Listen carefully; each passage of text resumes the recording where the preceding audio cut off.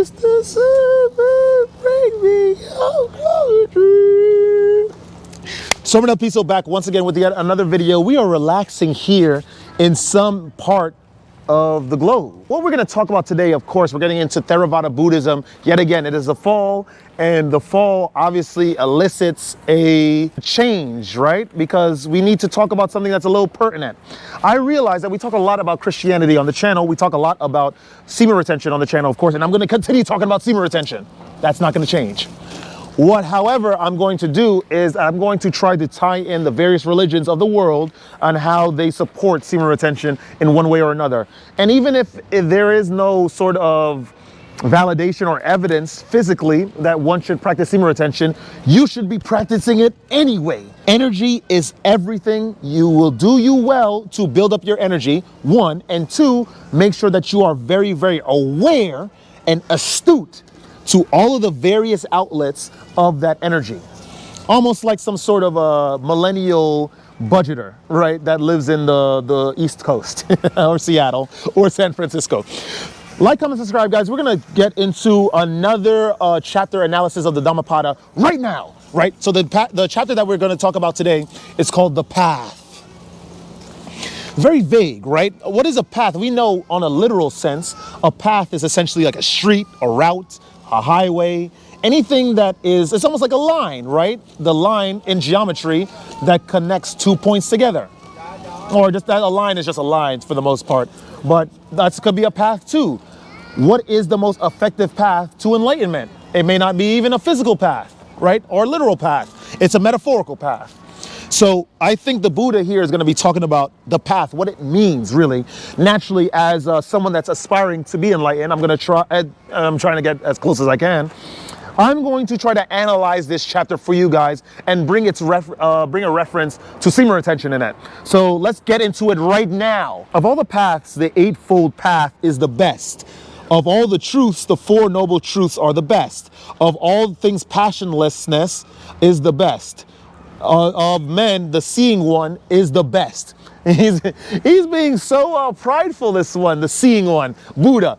There's men that have existed, not the ones that have taken over kingdoms, not the ones that have built cars for much effective travel on literal paths, but rather the seeing one, the one that has forged his own path in the midst of darkness and distraction, right? Naturally imposed by living in this fallen basis reality.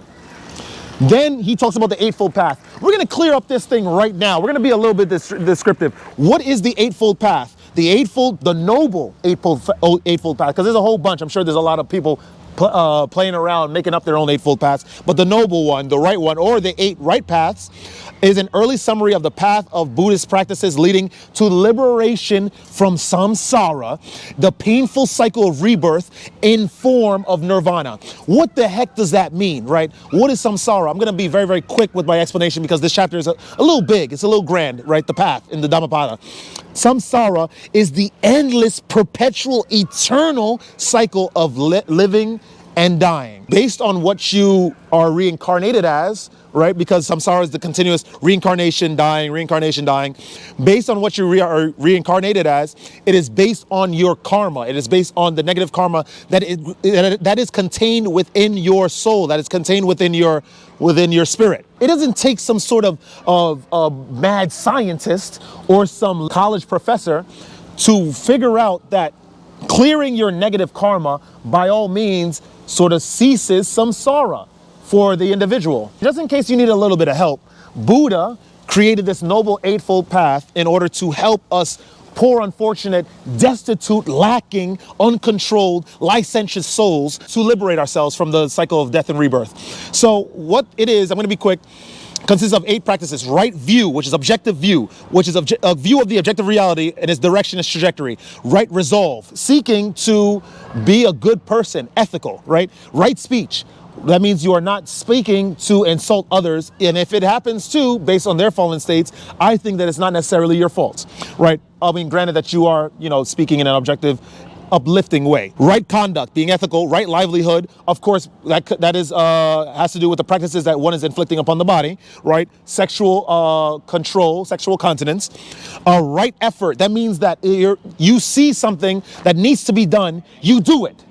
It doesn't matter what is being told about what that thing is or the end result of doing that thing. You have a conviction based on your correct analysis of the objective reality. You do it. Right resolve. You must do it. Right mindfulness, meaning that you are not dwelling on bad things. You are not dwelling on negative. You are not trying to seek to do negative, right, in the mind.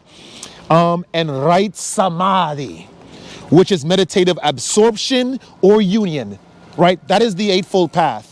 So with that being said, he said that of all paths in the world, they try to tell you, you got to get riches, you got to have money, you have to have women, you have to have a family, you have to have kids. That's a path.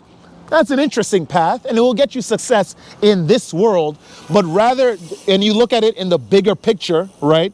What's going on? When you look at it and from the bigger picture, you're trying to liberate yourself from samsara. You realize, wait a minute, having kids does nothing except it keeps me here. Let's keep going. This is the only path. There is none other for the purification of insight. Hello, man. Man, I love these words because inevitably, guys, I'm telling you this right now, inevitably, if you are sexually continent, if you try to be as ethical as possible, if you allow that sexual continence, the energy built up, to change you, to morph you naturally, like gravity, like the direction of water due to gravity, you will fall into the eight noble path. That is natural. And then you will seek the things of the higher realm. Your insight will be purified. You will no longer be self-deprecating, right? You won't be negative to yourself or your ideas of your future success. Naturally, you will be more powerful. This is just the way it is. Tread this path and you will bewilder Mara. We know who Mara is, guys. Buddha, in order to reach enlightenment, one of the incarnations of Buddha, he went under the tree and he meditated. Mara did not want him to get enlightened, so he sent his daughters, because that's the easiest way to tempt man, is through sexual sin. When through sexual sin, the man will sin by his own accord, and then continuously sin on his own accord, because he will use all the information that he has accumulated to that point to justify his sinning. Sex is the oldest trick in the book to tempt men to sin. You do not need to hold, what to a man's head and coerce him to sin, because he will eventually rebel. Rather, you promise him sex. You promise him pleasure, sexual pleasure, physical pleasure, and the man will sin him. He will destroy kingdoms for it. Let's keep going. Walking upon this path, you will make an end of suffering naturally. Having discovered how to pull out the thorn of lust, I make known the path. These words, the thorn of lust, it's not just like some sort of cage. Well, lust is a cage, but the word that he used specifically here was the thorn.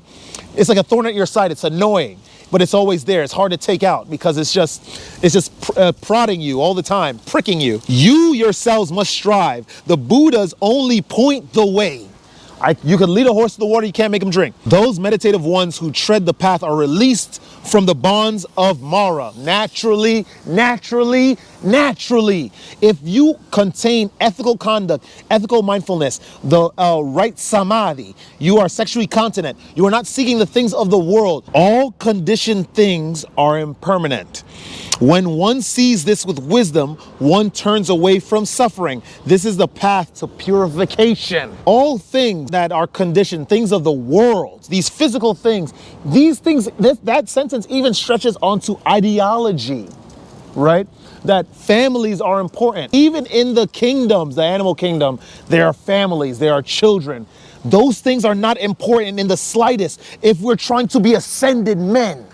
Semen retention will get us there. Semen retention, we've seen the effects, the benefits. We have allowed ourselves to be raptured by the new energies that the semen retention practice has afforded us. We have started to be creative. We have started to have insight. We have started to have more energy for physical things, push-ups, deadlifts, whatever physical things, calisthenics, all of that.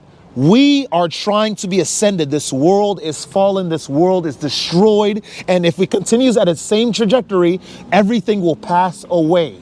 It doesn't matter what culture you're from. we are not talking to the specific person from Africa or the person from Colombia or the person from China. We're talking to all men from all around in their various nations. We need to seek the things not of this world, of the higher realms. We are trying to ascend. We are trying to rise. We are trying to build our perception. The more we identify with things of this world, the less we understand that all conditioned things are impermanent, then we are going to lose. We are going to become just like the individuals in this place and perpetuate suffering, perpetuate destruction, sickness, disease, and of course, the people in charge, those secret societies that understand this information and are seeking to elongate their domination are going to come in with a crafted solution to their created problems. Guys, we must be intelligent. Semen retention is the way. Stop seeking the things of this world. Don't identify with lust, riches, none of that. You will not ascend if you do any of those things. Don't seek wrath. Let's keep going.